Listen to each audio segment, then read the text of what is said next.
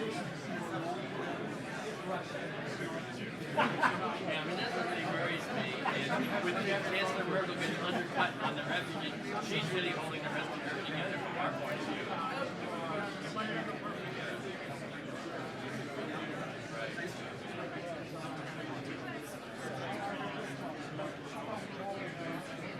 But I hate to think that the Russians can somehow outreach us in Syria or Ukraine. They'll get tired, they're worried about refugees, they're worried about the economy.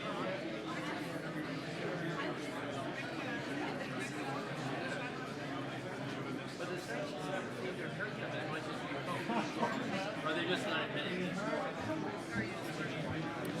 Our panel is ready, so if we could take our seats again, we can get started.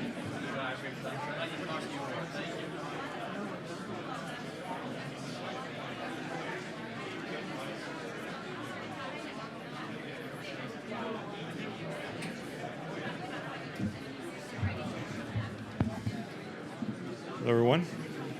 Is mic on? Hello? Okay, folks, we're going to get going here.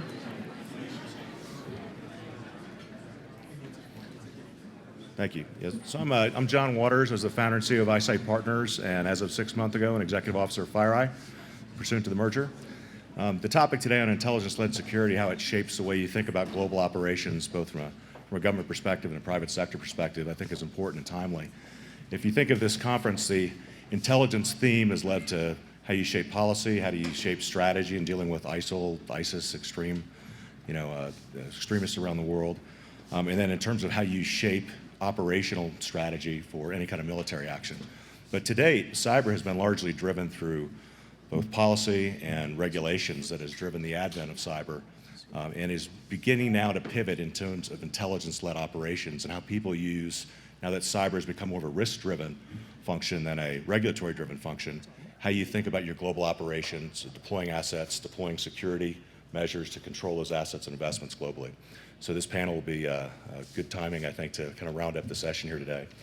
So I'd like to introduce Ryan Lizza, who's the Washington correspondent for The New Yorker, in addition to being a contributor to CNN and a professor at Georgetown in his spare time. So Ryan, thank you. Thank you very much.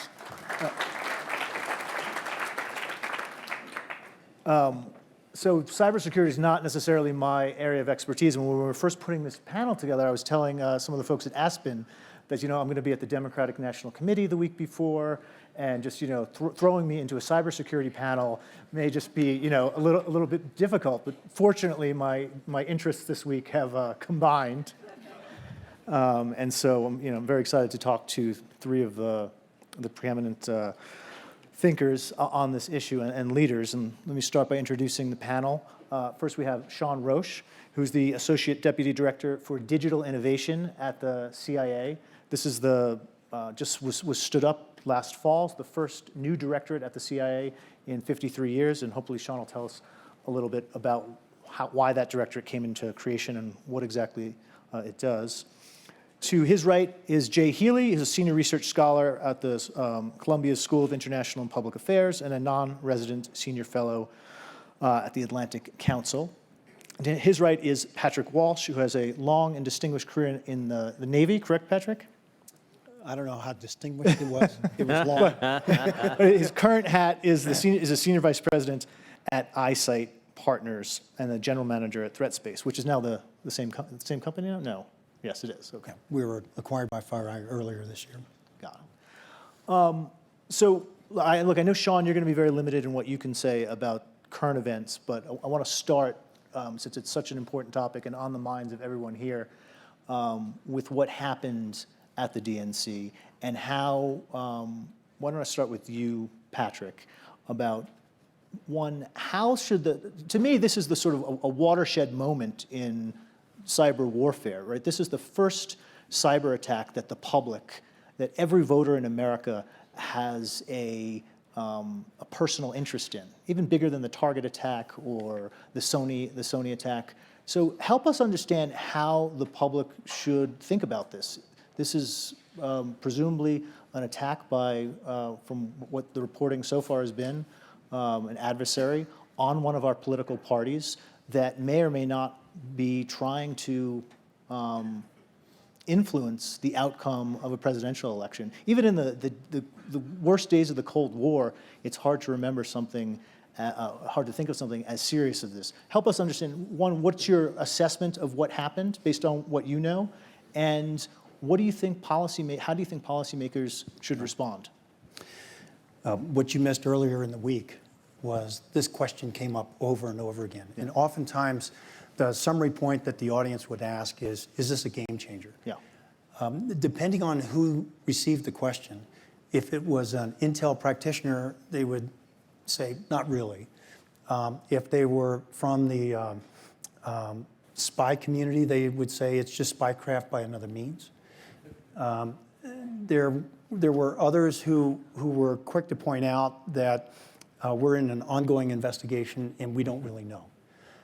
So what we do know is that there is, when the malware is reviewed and looked at closely, the forensics associated with it follow patterns. These are advanced persistent threat actors that are involved. They're sophisticated in terms of what their capabilities are and the way they're introduced into the environment. We've described this as APT 28 and 29 in terms of the actual malware involved, but that's only a microscopic inspection of malware. That doesn't get to attribution because there's no context associated with it. So we don't know the broader sets of questions which the audience is very interested in. I'm going to tell you that I do think it's a game changer, but for different reasons. To me, as I left the Navy in charge of the Pacific Fleet, where we would rehearse contingency planning through the course of exercises, we knew that cyber was going to play an important role, but we didn't really know how to test it. And so what we did was we wanted to understand what role cyber would play in escalation as well as de-escalation. So we reached out to the private sector because we wanted to go beyond our comfort zone. We wanted to reach out and challenge our understanding and the blinders that we had set up ourselves in the course of our long careers and try and think differently. And what we found is that when we were able to leverage the private sector and bring it into the scenarios that we were in, we could be far more effective than we had ever realized in a non-classified environment. The system that we have set up today is a very Westphalian orientation, which is to say that if you look at our organizational structure in DoD and DHS, we have a presumption that there's a tidiness about the system in terms of how it enters into the U.S. government and how the U.S. government responds to it. The reason why I say the DNC hack is a game changer, because it forces us to realize what we're really up against. And that doesn't happen very often, where it's put right in front of the American people in a way that you're not going to be able to just walk away from this and think, well, that's just business as usual. Yeah. Now you're seeing it in ways that most people never knew this kind of stuff was going on to begin with. So, and I'll be succinct here. So the real question is not so much the tantalizing information about the DNC hack. The more important question for this audience is, are we prepared to deal with now a threat that focuses on data? It's the ubiquity of data. People want your data, and they've got lots of motivation behind it. They either want it for profit, they want it for criminal purposes, they want it because they want to exploit your personally identifiable information. They want it because they want to make a statement. But the point is, your data is key to your future and the ability for you to rely on that data, meaning people can now manipulate that data. That presents a real problem because it undermines our whole understanding and the foundational sorts of sets of principles of how we are as a people. I think the question is Congress organized in a way to deal with this when it comes to hearings? I mean, you think about the committee structure, you think about authorities, resources, policy, and it just increasingly does not fit into a DoD, DHS sort of category for cyber. I think we have a chance, particularly with the new administration, to now grab cyber in a way that recognizes DNC as part of the future, that type of capability, and that we need to think about it differently. And I should say, not just the DNC, of course, it's the DCCC, the House campaign arm of the Democratic Party, and the Clinton campaign. So you have three major Democratic entities that have been hit. Jay, Clapper this week was sort of blasé about this. Mm-hmm. He suggested, everyone gets hacked. Of course the Democratic Party was hacked, and sort of downplaying it to a certain extent. What's your level of outrage, and how much of a watershed moment do you think this is? And then, I know you've written about this, what do you think the policy prescriptions going forward should be? When the news first broke on this, it started to come out in June that the DNC had been hacked. And for me, right now, even the Clinton campaign and the DCCC, I said, and especially the way that the U.S. national security community has approached this, is there is no foul here, right? Going into a campaign, going into a party, that is absolutely valid geopolitical intelligence. If the U.S., of course the U.S. is trying to get that intelligence on other people. I doubt if NSA wanted to do that, they would even need to go and get permission from the White House, right? That is absolutely the kind of thing that they're expected to go after. So if the Russians or the Chinese do that for us, and the Chinese went into both McCain and Obama's campaigns back in 2008, that is no foul. We can get angry about it. We can seek to stop it. We can get riled up. But we can't get too angry because we do it as well. Once these emails were released, now you're starting to see tampering. Now you're past espionage, you're into covert action. And for me, that really started to put me in a different place. Now we've got different levels of confidence.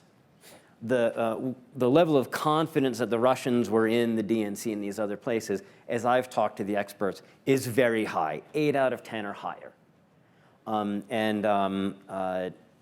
FireEye has written about that amongst others. So whether or not it was Russia that released the emails is a lesser degree of confidence. I think as experts, we can imagine more than one group being in the DNC. Theoretically, it could have been some other group that did that.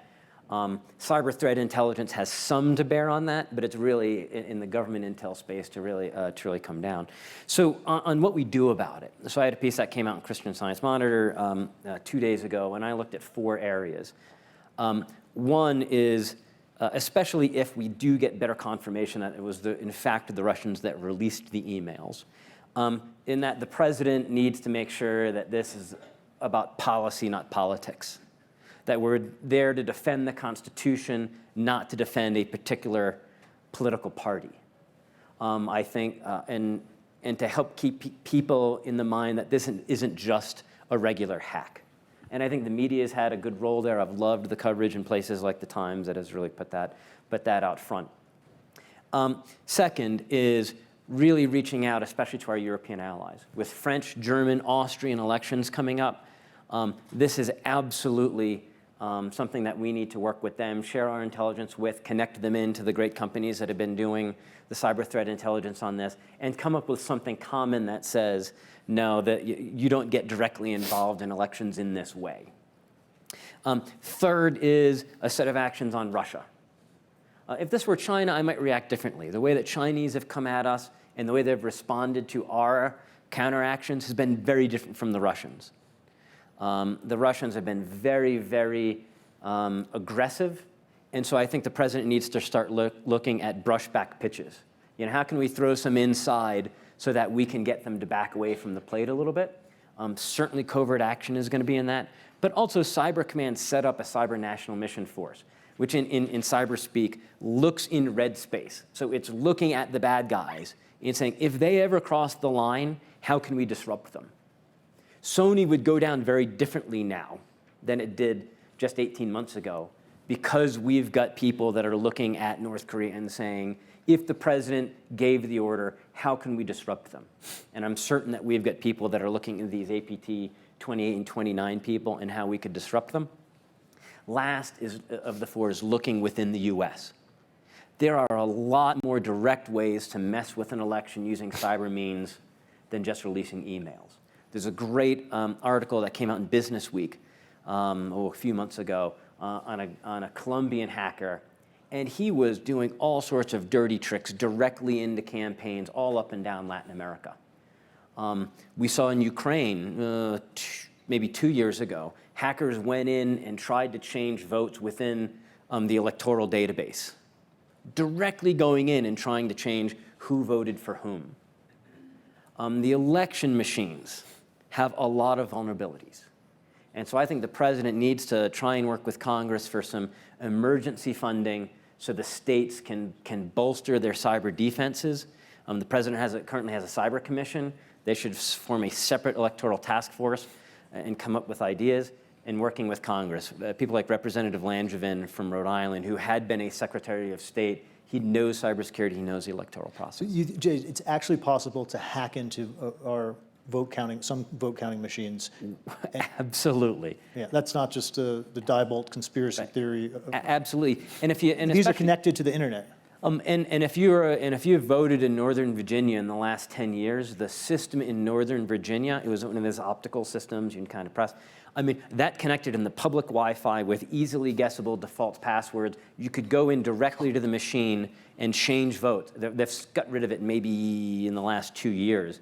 But if you were in Northern Virginia, you had one of the crappiest voting systems possible.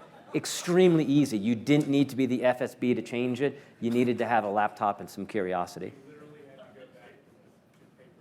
Yeah. That is frightening. Yeah. And someone said we literally had to go back to paper ballots. And that got raised yesterday in the session with DNI Clapper. I mean, I think it's okay to start thinking about some backups and what we can do. That's what Trump said this week. Just always use a courier for everything. Yeah. Sean, I want to ask you. Bin Laden did that. Good start. Just saying. Sean, in the private sector world, when we get these reports, it's almost like the Wild West out there. Any company can come out and make an argument for attribution.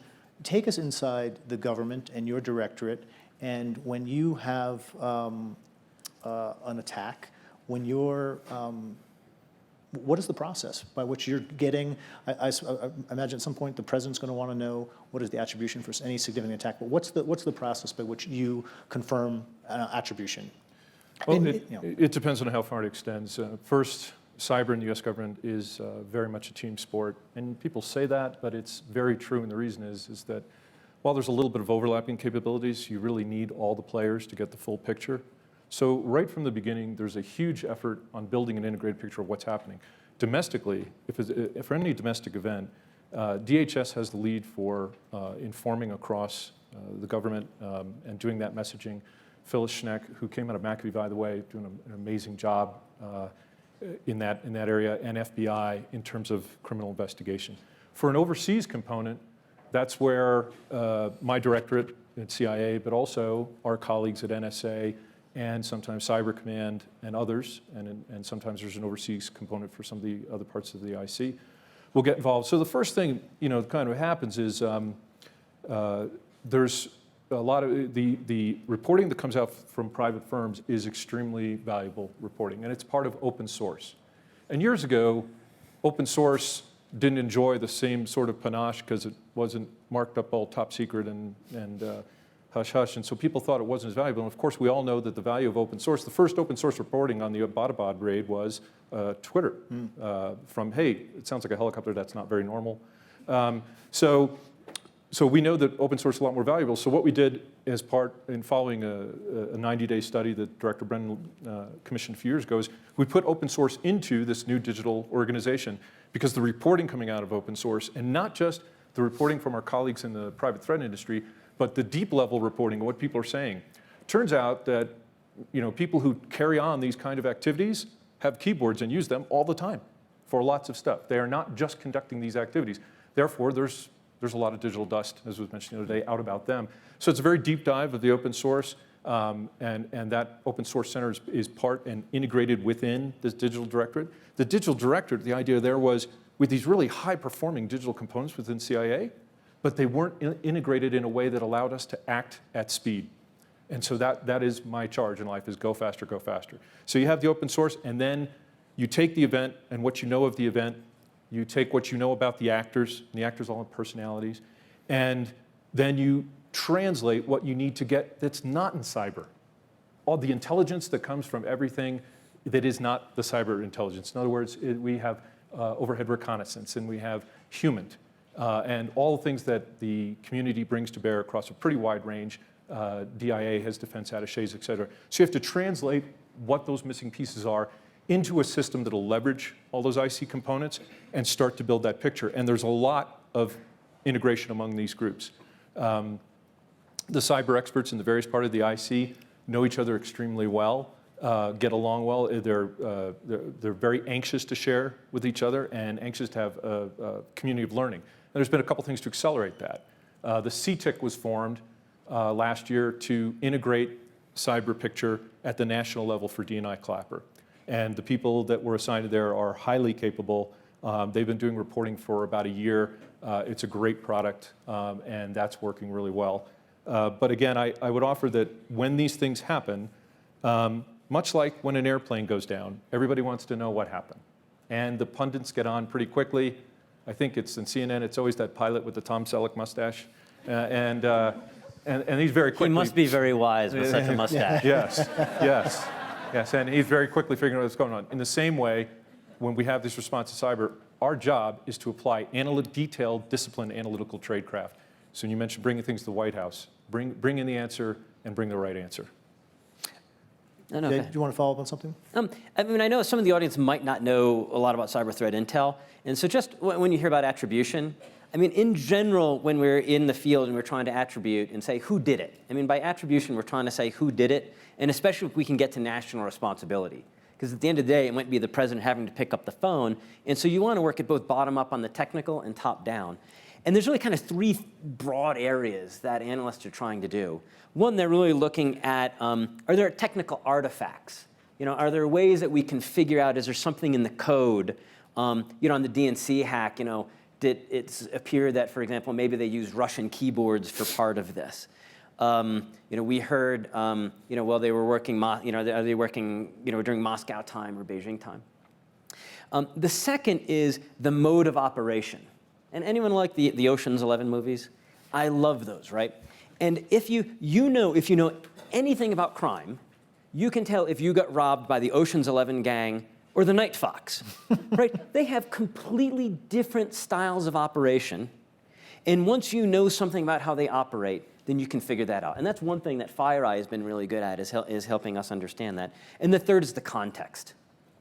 Now, if you're a national security, international relations person, you might not know much about those first two, but we know a lot about context, right? I mean, if there's something going on in Estonia and they subsequently get an attack, those facts about context can really, really help you figure out what's going on, and your instincts as a national security person can carry you a far way. And how this is getting used. I'll talk to some of the banks, and one of the ones that's particularly far ahead say, if we're going to do a deal, say with Brazilian pre-sal offshore oil drilling, we will look at FireEye reports, figure out what groups would most be interested in spying on such things. We'll figure out what their methods are of how they tend to prefer to hack, and then we will go to that business unit that's involved in that deal, and we will go and we will specifically look for how they're doing. This is really sophisticated use of intelligence that you don't normally think about companies using. You really only think about this is very government, is how you'd think about that. But it's really very, in some cases, very sophisticated use of this intelligence to drive defensive operations. Yeah, so what you've just heard is the articulation as to why companies invest in intelligence products. Because they're trying to understand what their risk profile is. They're trying to make intelligent decisions about where their investments need to be in terms of resources and in terms of how they protect and defend themselves. So what we find is that the intelligence product, while it's commonly understood in government circles, is not necessarily understood in terms of how it's used and applied in commercial circles. Yesterday, you heard a briefing from someone who talked about what it takes in order to put the intelligence playbook in front of the president every day. It's an hour-and-a-half briefing, takes a long time to put it together, a lot of people involved. Essentially, that's what we're doing, except we're doing it at the corporate level. Those are the kinds of decisions that companies now have to make, especially since all of the very high-profile breaches that took place in the 2012 and 13 timeframe.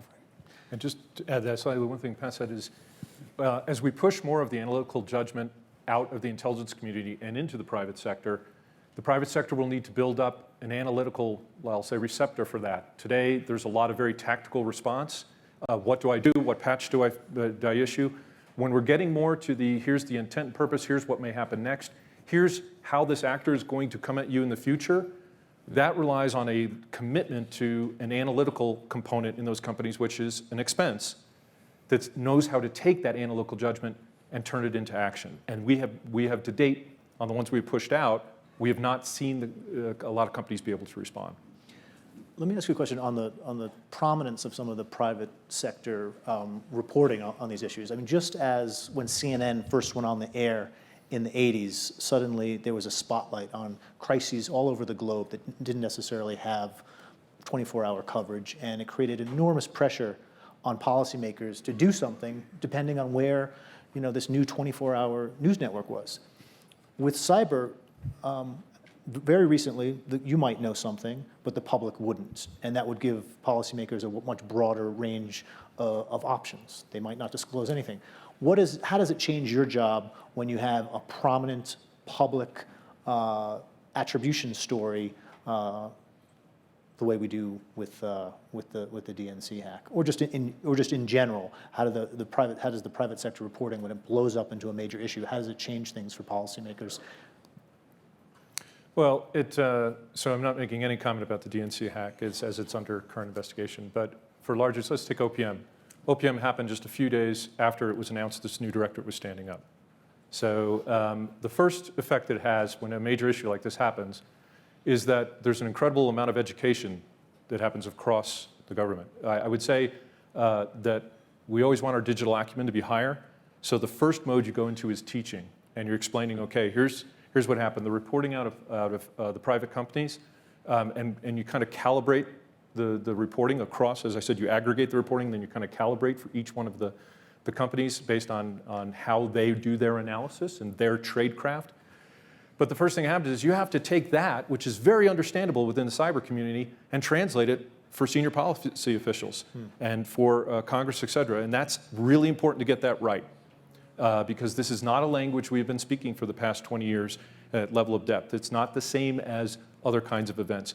So when there is a prominent weigh-in by the private community, I think the effect it has beyond getting everybody quickly more on the same page is it really helps us in the prioritization process for how we set priorities for the collection that is other than cyber and for what we would do with our cyber capability. The Digital Directorate we have a cyber capability in the agency.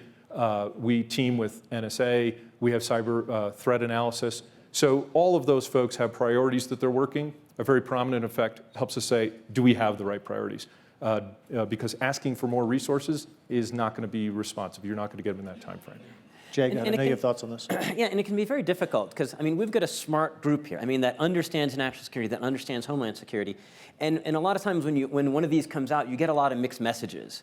Like, one company is saying X, but another group is saying, no, it's not that. And it really attracts itself. There's so much uncertainty in the cyber field.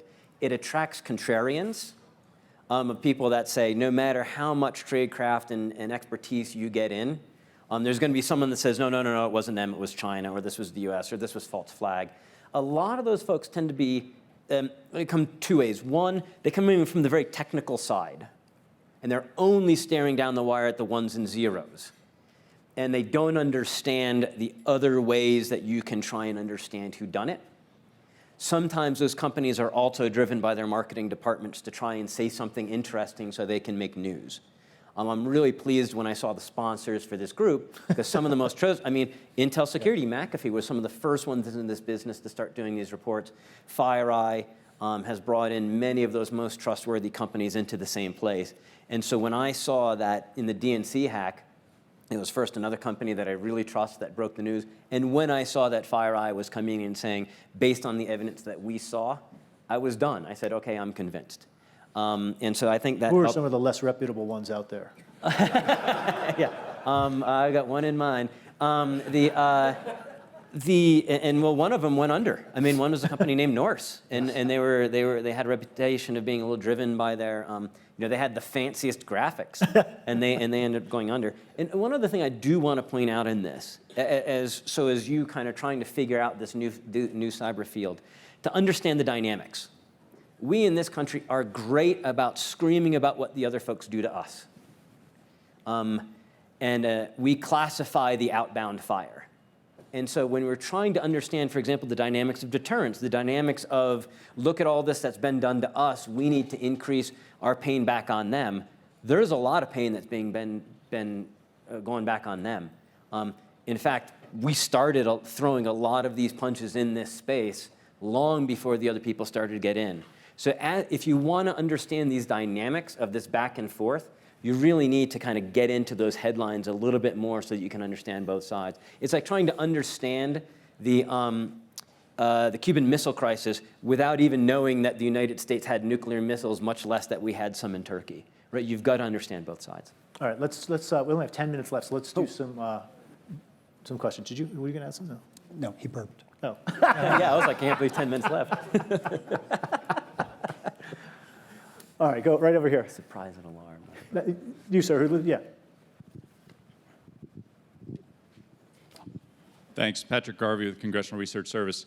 Admiral, you said something interesting, and I had an interesting conversation over breakfast that spurred this question, and it's about the government's ability to respond, to buy the capabilities it needs, identify the requirements legally according to defense procurement law, et cetera.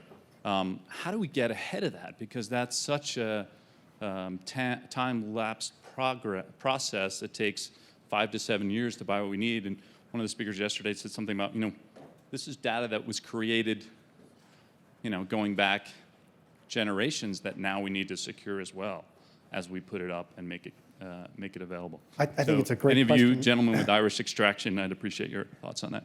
Because if not informed and not done in cooperation with an understanding what's going on in the private sector, then it puts you on a path to spending quite a bit and not necessarily being relevant.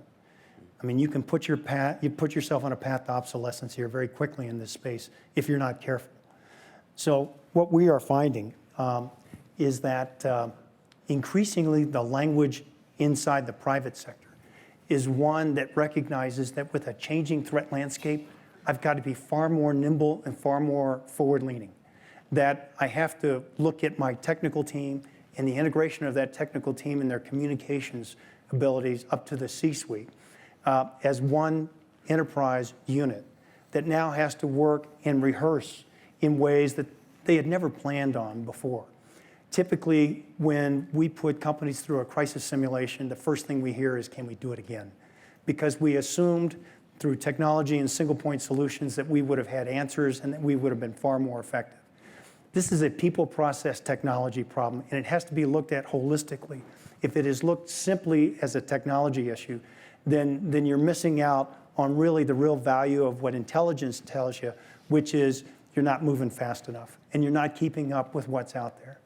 From my own perspective, I started my comments just a step prior to yours, which is, given the resources that we have, are we structured appropriately in the committees on the Hill to deal with the kind of hearings that the DNC and other hacks will prompt? My own personal view is that until you go to a joint hearing sort of approach on cyber, where you have DOD and DHS side by side, I don't think you have a full view in terms of all that's out there. Fatima?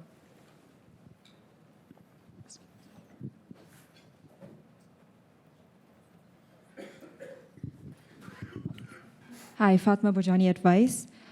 How easy is it for hackers to hide their tracks and misdirect investigators? I guess, is there a possibility that a certain actor is being set up and investigators are being directed that way?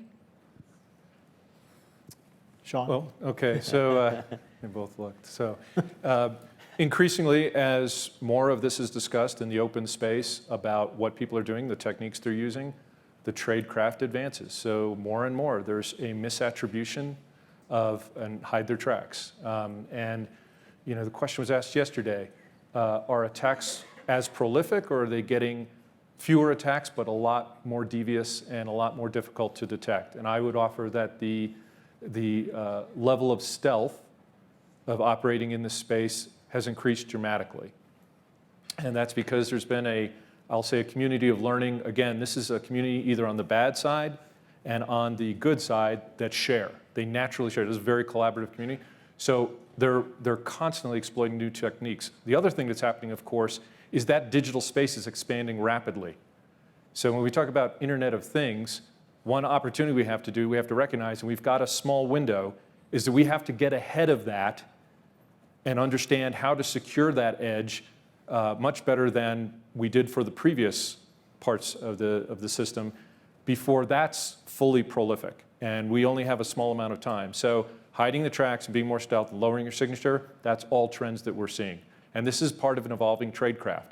And the same could be said for the way we maneuver aircraft into enemy airspace. As their integrated radars get better and their ability to respond gets better, we change the aircraft signature, and we change the tactics we use, which is another big part of it. And remember, I mentioned those 3 different broad areas.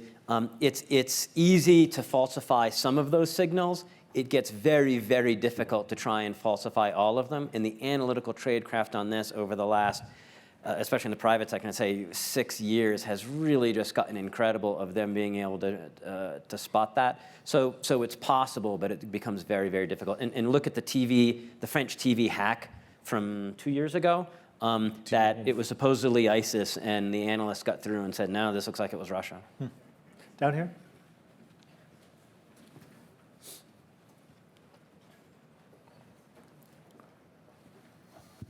Well, cybersecurity is a team sport. I totally agree with that. I would like the panel to elaborate the corporate responsibility in support of cybersecurity, and really is supporting the cyber resilience in the national level as well as even in the global level.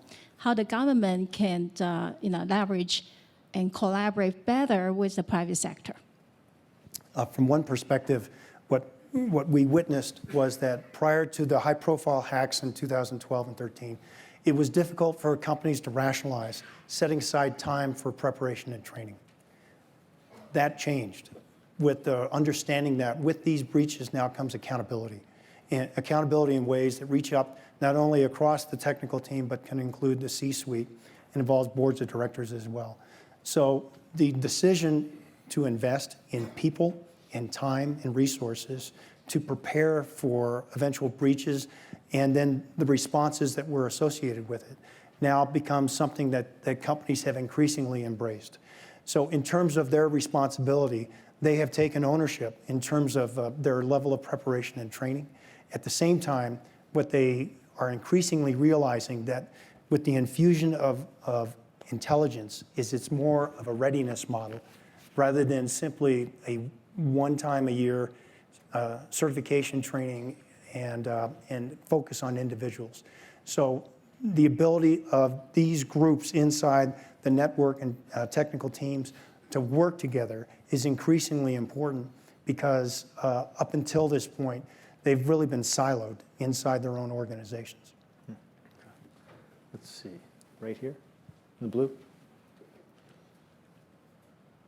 Thank you. I'm Mitzi Wertheim with the MIT Seminar 21. How do you tell this story to the general public in language they can understand? My experience dealing with academics and whatever, academics write in code. When I first came to the Navy, the reports we would get for contracts would be at least 1.5 inches thick, and we used to have writers on staff so they could get it down so that admirals can understand it. I think so much of what we pay for in terms of contracts are just lost because they're not put in language that anybody can understand. So my question to all of you is, how do we get it down into language and into publications that we, the general public, recognize what's going on? It's a great question. I'm so glad because you asked it here, because so many of the people here are the ones that are going to help, and that's the press. When I started in this business, it was, these things would be buried on the tech pages. It was very difficult to get through. And the journalists didn't really understand. And now, I'll tell you, the translation function they've gotten to right now in being able to try and explain this. I remember I used to do events with Tom Jelton from NPR, and he said, I had to take these cyber things and make it so that the guy in the tractor in Iowa could understand. And I'll tell you, I think they're going to be the ones that translate this better than any of us. So Mitzi, I'll give it a shot. So when we were in the Navy together, one of the things that your office and others helped us do was to prepare to go overseas. While we served in uniform, we went to where the fight was. And that typically was over the horizon because the away game was something that we wanted more than the home game. Here's where the fight is, right here. This is where the enemy resides. So if you realize that you have personal vulnerability that you're carrying in your pocket, in your trusted device where you keep all your financial information, your personally identifiable information, this is now a problem that we share. So how's that for a start?